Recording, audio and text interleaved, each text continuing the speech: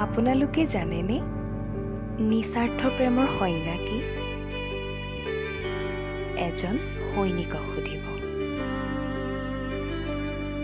স্বাৰ্থপৰ সমাজৰ চকুৰে নেদেখা সেই প্ৰেম এজন সৈনিকে দেখুৱাই দিব।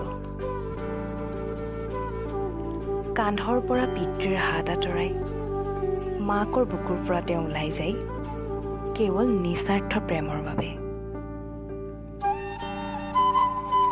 দেশৰ প্ৰতি থকা এই নিস্বাৰ্থ প্ৰেমৰ ইমান শক্তি যে তেওঁৰ পত্নী পুত্ৰৰ প্ৰেমেও তেওঁক ধৰি ৰাখিব নোৱাৰে।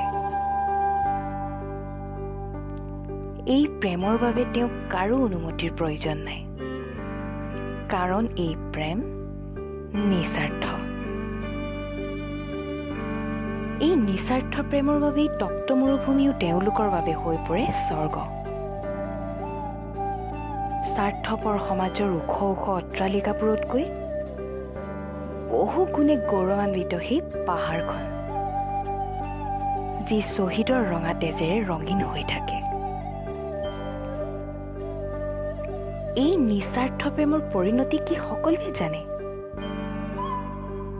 তথাপিও হাজাৰ হাজাৰ ল'ৰা ছোৱালী এতিয়াও এই প্ৰেমত অতিবাহি যাবলৈ ব্যাকুল হৈ থাকে, কাৰণ এই প্ৰেম নিস্বাৰ্থ।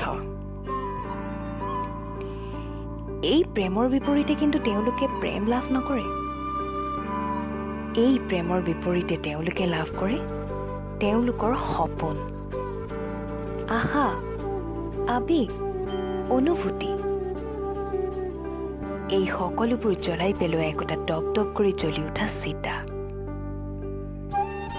য'ত ৰৈ যায় কেৱল স্মৃতি আৰু স্মৃতি, কাৰণ এই প্ৰেম নিস্বাৰ্থ।